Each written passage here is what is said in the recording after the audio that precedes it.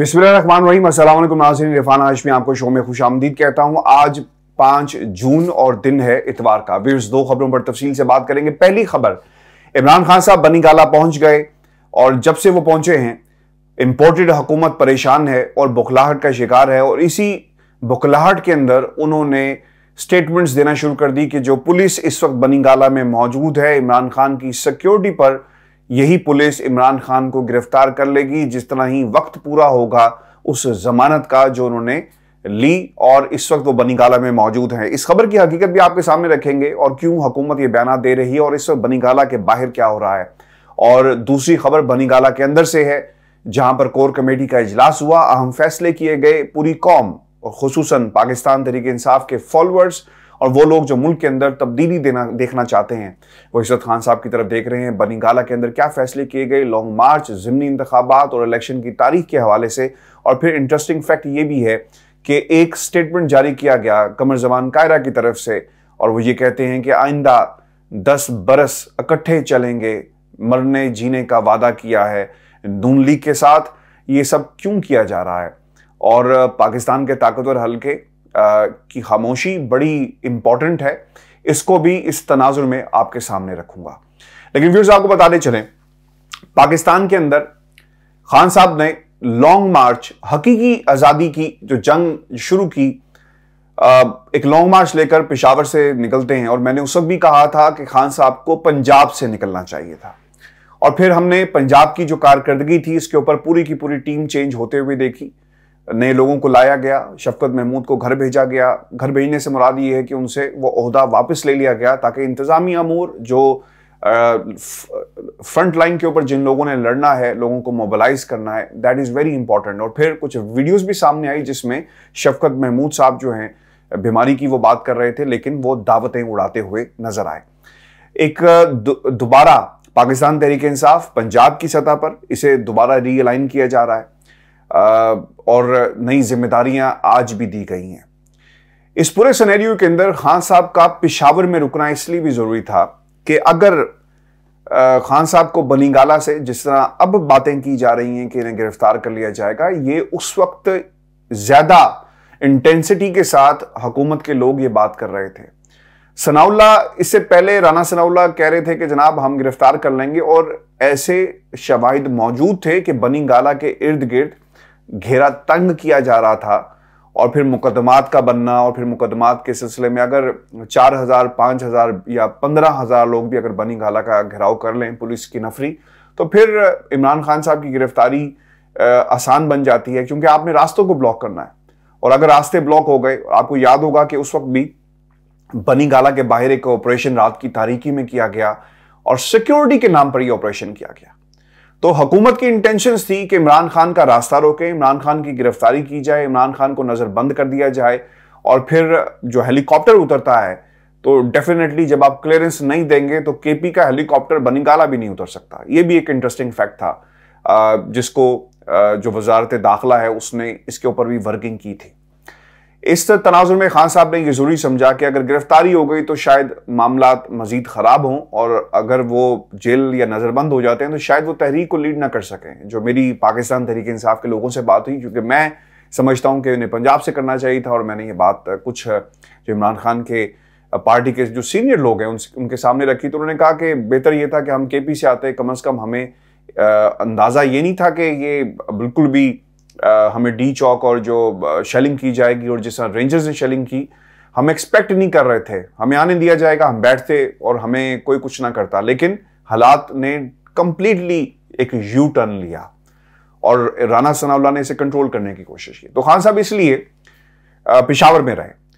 पेशावर में जब वो थे व्यूअर्स, तो उन पर मुकदमात बना दिए जाते हैं। कोई 13-15 मुकदमात हैं जो उन पर बनाए गए हैं, और मेरी बाज लोग ये कह रहे हैं कि 13-15 मुकदमात नहीं है बल्कि इससे ज्यादा मुकदमात हैं, यानी 20 के करीब मुकदमात खान साहब पे बनाए गए हैं, जिसमें बगावत और पता नहीं क्या क्या, और जो आपकी कार्य सरकार में मुदाखलत का, फिर जो आपकी सरकारी इमलाक को नुकसान पहुंचाने का, और फिर बहुत सारे। अब ये भी साबित करना पड़ेगा कि क्या इमरान खान के कहने के ऊपर कोई शख्स जाकर किसी दरख्त को आग लगाता है, किसी गाड़ी को आग लगाता है, तो ये आपको साबित करना पड़ेगा। लेकिन ये सिर्फ और सिर्फ मुकदमात इसलिए बनाए जाते हैं कि एक प्रेशर बिल्टअप किया जा सके, और अगर आपने किसी को पकड़ना हो तो आप पकड़ सकते हैं और फिर उसके ऊपर जो कार्रवाई अगर आपने करनी है तो कर सकते हैं।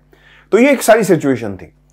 अब खान साहब का लॉन्ग मार्च जिस तरह वो खत्म हुआ और खान साहब ने कॉल ऑफ उसे किया, बुनियादी तौर पे एक कन्फ्रंटेशन का माहौल था, और फिर उसके बाद मुकदमात बन जाते हैं। खान साहब पेशावर में मौजूद हैं, यहां से बैठकर इस्लामाबाद से लोग जो हैं वो ललकारते हैं, पुकारते हैं कि अगर आपने अपनी सियासत बचानी है तो आप इस्लामाबाद क्यों नहीं आते, और फिर इदारों से एक प्रेशर बिल्डअप करवाया जाता है। तो ये सब कुछ पाकिस्तान के अंदर इंपोर्टेड हुकूमत कर रही है। लेकिन खान साहब ने अपनी हिफाजती जमानत के बाद ये फैसला किया कि अब उन्हें बनी गाला जाना है और हर सूरत लोगों को मोबिलाइज रखना है, हर सूरत लोगों को एक्टिव रखना है, हर सूरत लोगों को मुतहरिक रखना है। और खान साहब की जो गैदरिंग्स हैं और जो इनके first year, second year, third year जो है, उसमें ये बात बारहा कही जा रही है कि आपने किसी सूरत भी गिरफ्तार नहीं होना, गिरफ्तारी से बचना है, ताकि लोग जो है एक मोमेंटम बनता है। हमाद अज़हर साहब जिस तरह निकले गाड़ी से, एक मोमेंटम बना। यास्मीन राशिद ने जिस अंदाज से गाड़ी पे उनकी हमला किया जाता है लेकिन उसके बाद वो खड़ी हो गई, एक मोमेंटम बना। मोमेंटम कहां पर नहीं बना? जिन लोगों ने गिरफ्तारियां दे दी, तो वहां पर मोमेंटम बनाना फिर थोड़ा सा एक मुश्किल हो जाता है। तो व्यूअर्स, साहब खान साहब बनी गाला पहुंच चुके हैं और अब दोबारा वही हथकंडे अपनाए जा रहे हैं। हथकंडे कैसे अपनाए जा रहे हैं? एक भारी नफरी पुलिस की बनी गाला के इतराफ में मौजूद है, सिविल कपड़ों में एजेंसीज के लोग मौजूद हैं, वहां पर इवन के पुलिस जो वैन्स हैं, प्रिजन वैन्स हैं, वो भी मौजूद हैं, और एक सिक्योरिटी के नाम के ऊपर बनी गाला के इतराफ को एक पुलिस छावनी जो है वो बना दिया गया है। और इसलिए बना दिया गया कि अगर हुकूमत वक्त सनाउल्लाह साहब और उनके जो हैंडलर्स हैं लंदन में बैठकर अगर कोई हुक्म सादिर करते हैं जिससे उन्होंने कहा कि कर लोगे, उन्होंने कहा जी जनाब कर लूंगा, तो अब वो कर रहे हैं। तो अगर दोबारा ऐलान किया जाता है या पुकारा जाता है कि कर लोगे, तो फिर क्या राना सनाउल्लाह साहब कर पाएंगे? ऑब्वियसली ये जो इनके इस्लामाबाद हुकूमत की मशीनरी को और हुकूमती सरकारी लोगों को जो इस्तेमाल किया जा रहा है वो दोबारा उन्हें एक्टिव कर दिया जाएगा। मेरी इत्तलात के मुताबिक इस वक्त भारी पुलिस की नफरी मौजूद है और इसी बुनियाद पर बनी गाला की सिक्योरिटी, प्राइवेट सिक्योरिटी और लोग अपने तैनात किए गए हैं बनी गाला के अंदर। और ये सिक्योरिटी इतनी सख्त है कि एक आपने वीडियो भी देखी होगी, शफकत चौहान साहब जो हैं वो जाना चाहते थे वहां पर, शायद उनकी कोई बात हुई शहबाज गिल से और नहीं जाने दिया गया क्योंकि इनविटेशन नहीं मौजूद था, क्योंकि कोर कमेटी का इजलास था। तो उन्होंने कहा कि जनाब आप अभी नहीं जा सकते, ऐसे नहीं मिल सकते। तो सिक्योरिटी इतनी टाइट है कि पीटीआई के लोग भी अंदर नहीं जा सकते। अब अवाम की एक बड़ी तादाद जो डाई हार्ड किस्म के पाकिस्तान तरीके इंसाफ के फॉलोअर्स हैं वो भी बनी गाला के बाहर मौजूद हैं। और अगर खान साहब कोई कॉल देते हैं या हुकूमत इस किस्म का काम करती है तो यकीनन ये लोग एक दीवार बनेंगे और कन्फ्रंटेशन होगी। और मेरी इत्तलात के मुताबिक आंसू गैस के शेल भी इन लोगों के पास मौजूद हैं, जो पुलिस की नफरी वहां पर तैनात की गई है। और फिर राइट जो फोर्स होती है उसको भी रेडी रहने के लिए कहा गया है। तो किसी भी लम्हे अगर हुकूमत बुखलाहट का इसी तरह शिकार रही तो कोई ना कोई फैसला किया जा सकता है। लेकिन इंटरेस्टिंग फैक्ट ये है कि दूसरी तरफ इंपोर्टेड हुकूमत के सरबराह शहबाज शरीफ साहब ये कहते हैं कि एक ग्रैंड किस्म का कौमी मुज़ाकरात होने चाहिए, डिबेट होनी चाहिए। देखें, इस मुल्क के अंदर सिर्फ डिबेट एक ही सूरत पे हो सकती है और पाकिस्तान की आवाम ये देख रही है, बड़ी क्लोजली ऑब्जर्व कर रही है। और डिबेट ये है कि इस मुल्क को आपने मौशी बदहाली से कैसे निकालना है। पाकिस्तान के हालात व्यूअर्स बहुत मुश्किल हैं, बहुत बुरे हो चुके हैं। हम जो बाहर की दुनिया में रहते हैं हमारे लिए बहुत सारी फैसिलिटीज मौजूद होंगी, लेकिन पाकिस्तान के अंदर गरीब आदमी सिसक कर जिंदगी गुजारने पर मजबूर हो गया है। वो ये कहते हैं कि जनाब 1000 रुपये आपकी जेब में हो, 2000 हो, 5000 हो, शाम तक पता नहीं चलता किधर गया। अगर किसी शख्स ने कोई हांडी पकानी है ना, एक वक्त की रोटी पकानी है, तो कम से कम आपको 2 से 2500 रुपया चाहिए। और मैं माइट भी बहुत ही ये जो फिगर्स आपको दे रहा हूँ बहुत ही यानी सादी रोटी और सालन भी कहते हैं कि जनाब इतना आसान नहीं है कि आप उसे, बिजली महंगी हो गई, पेट्रोल महंगा हो गया, तो इसका इम्पैक्ट पूरे मुल्क के ऊपर पड़ेगा। तो कौम इसको बहुत क्लोजली ऑब्जर्व कर रही है। और मैं आपको बात बताऊं, वो लोग जब इंतखाब होगा अपना फैसला जरूर सुनाएंगे, क्योंकि इस दफा आप किसी भी हलके में चले जाएं, किसी भी जगह चले जाएं, लोग परेशान हैं। लोग इमरान खान को याद कर रहे हैं। अगर बाज लोग ये कहते हैं कि जनाब कि इमरान खान के ज़माने में कोई दूध की नहरें नहीं बह रही थी, लेकिन याद रखें क्राइसिस बड़े बड़े इमरान खान की हुकूमत ने जो है वो हैंडल की है। आज इनका कायम मकाम जो स्टेट बैंक का सदर है वो खुद बैठ के ये कह रहा है कि जनाब देखें, सरबराह ये कह रहा है कि कोविड की सिचुएशन के बाद जो इकोनॉमी इंडिकेटर्स है पाकिस्तान की वो बड़े शानदार रहे। तो उस वक्त ये तनकीद करते थे पाकिस्तान तहरीक इंसाफ की हुकूमत के ऊपर। अगर खराबियां होती, अगर नलायकियां होती, ये सादगी देखे इमरान खान की, वो ये कहता है कि 100 दिन तो हमें समझ नहीं है कि हमने करना क्या है। फिर हमारे पास टीम मौजूद थी, आहिस्ता आहिस्ता सिस्टम को समझा, कमिटमेंट मौजूद थी। और यही वजह है कि इस कमिटमेंट की वजह से मुश्किल हालात में भी आपने एक इकोनॉमी को बेहतर अंदाज में छोड़ा। लेकिन इन लोगों के पास, जिनके पास 30-30 साल का तजर्बा है, अच्छा वो कर क्या रहे हैं? बनीगाला से खबर ये आ रही है कि शाह महमूद कुरैशी, असद कैसर, मुराद सईद, यास्मीन राशिद इस इजलास में शरीक हैं। फरूख हबीबी और बाकी लोग भी हैं। इसके अलावा अली जैदी हैं, फयाज चौहान साहब जो हैं, और मैंने शायद नाम पहले गलत ले लिया, शफकत चौहान मैंने गालबन कह दिया था। फयाज चौहान साहब हैं, इमरान इस्माइल साहब हैं, शहबाज गिल, इसके अलावा दीगर जो लोग हैं वो भी इसके अंदर शरीक हैं। और इजलास में बदतरीन महंगाई, मौशी तबाही पर बात की गई है। लॉन्ग मार्च के हवाले से सवालात उठाए गए थे। और इलेक्शन में जो धांधली के मनसूबाबंदी की जा रही है, ये 20 से 22 जो सीट्स हैं जिनके ऊपर ज़मीनी इंतखाब होने जा रहा है। मेरी आज मुख्तलिफ लोगों से बात हुई ब्यूरोक्रेसी में पाकिस्तान के, और इसके अलावा भी जिन लोगों को जिम्मेदारियां दी गई हैं, वो ये कहते हैं कि पुलिस वाले अपने तैनात किए जा रहे हैं। अब होगा क्या, मैकेनिज्म क्या है? आपको याद रखना होगा कि पाकिस्तान तहरीक इंसाफ अच्छा इलेक्शन नहीं लड़ती। फॉलोइंग इनकी बहुत अच्छी होगी, लेकिन इलेक्शन अच्छा नहीं लड़ती। उस्मान बुज़दार ने सियालकोट और बाकी जितने भी ज़मीनी इंतखाबात हारे हैं ना पाकिस्तान तहरीक इंसाफ ने, ये अपनी मकबूलियत की वजह से नहीं हारे, मिस मैनेजमेंट की वजह से हारे। आपको इलेक्शन लड़ना ही नहीं आता। देखें, लोग पाकिस्तान तहरीक इंसाफ के फॉलोअर्स हों, अब वो घरों में बैठे रह जाएं, उनको बाहर निकालना, उनको मोबिलाइज करना, ये बड़ा एक काम है। यानी आप मेरिट पे अगर इलेक्शन लड़े। फिर एक और काम होता है जो पिछली हुकूमत में उस्मान बुज़दार अगर चाहते तो कर सकते थे, उन्होंने नहीं किए, और करने भी नहीं चाहिए। साफ शफाफ इलेक्शन हो, और आप क्यों चाहेंगे कि आप हुकूमती मशीनरी को इस्तेमाल करें? लेकिन पाकिस्तान मुस्लिम लीग नून अब ये करने जा रही है। इन्होंने अपने DCOs, जो लोकल गवर्नमेंट है, जो हुकूमती मशीनरी है, वहां पे अपने बंदे लगा रहे हैं। SPs का तबादला हो रहा है, पुलिस के लोग अपने लगा रहे हैं, पटवारी ऑब्वियसली कहीं जहां जहां भी मौजूद होंगे इस्तेमाल होंगे।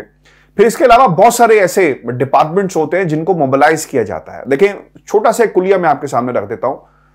पुलिस अफसर ने सिर्फ इलाके के जो 4-5 मोतबर लोग होते हैं ना, या बड़े, उनको आपने ये कहना होता है कि अगर आपने हमारे लिए, यानी हुकूमत के लिए या जिसके लिए भी अगर काम ना किया, तो जनाब याद रखें आपके खिलाफ 5 पर्चे ऑलरेडी मौजूद हैं और फिर इसके ऊपर कार्रवाई होगी। तो किसी को कंट्रोल करना ये बड़ा आसान तरीका है। फिर लोग क्या करते हैं, हर इलाके में, हर कॉन्स्टिट्यूएंसी के अंदर कोई ना कोई बड़ा मौजूद होता है। ये लाहौर का या पाकिस्तान की जो सियासत है वो इसी तरह चल रही है। ठीक है, ये हम डिफेंस की बात नहीं कर रहे या पोश इलाकों की बात नहीं कर रहे कि जहां पे कोई बड़ा नहीं है, वहां भी कोई बड़े मौजूद होंगे, लेकिन इन इलाकों में कोई ना कोई बड़ा मौजूद होता है जिसको ब्लैकमेल करके पुलिस वाले काम करवाते हैं। और यही होगा। और अपने लोगों को इलेक्शन कमीशन के अंदर भी बिठाया गया, अपने लोगों को बाकी जगहों पर भी बिठाया गया। इस हवाले से भी अहम फैसला किया गया। आपको बताते चलें, आपसे कुछ ही देर पहले मेरे कुछ लोगों से बात हुई, अंदर की जो खबर है मैं आपके साथ शेयर करने जा रहा हूँ। हुकूमत के जो फैसले हैं उनको एज फार एज ये जो कह रहे थे कि ग्रैंड अलायंस करें, इसे भी मानने से इनकार कर दिया गया है। दूसरी तरफ जब तक इलेक्शन नहीं होगा, ऐलान नहीं किया जाएगा कौमी असम्बली का, आगे किसी से बात नहीं की जाएगी। और फिर एक जो बड़ी बात थी कि क्या असम्बली के स्पीकर के सामने पेश हुआ जाएगा। असूली तौर पर फैसला कर लिया गया है कि पाकिस्तान तहरीक इंसाफ का कोई MNA असम्बली में नहीं जाएगा, ना ही पेश होगा, और ना ही इस्तीफों के हवाले से। वो ये कहते हैं कि हमने इस्तीफे दे दिए, सूरी साहब मौजूद थे, उन्होंने उसको ऑन किया और बाकायदा इलेक्शन कमीशन ऑफ पाकिस्तान को भिजवाए जाएं।